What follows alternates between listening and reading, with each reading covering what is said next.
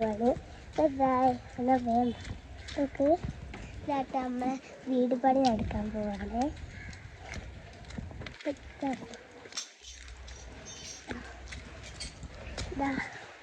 ഇതാട്ടോ അപ്പൊ ഇതാ റൂമൊക്കെ ഉണ്ട്. ഇതാണ് ബാത്റൂമിൻ്റെ കാടല്ലേ. ബാത്റൂം പുതിയ ബാത്റൂമാണ്.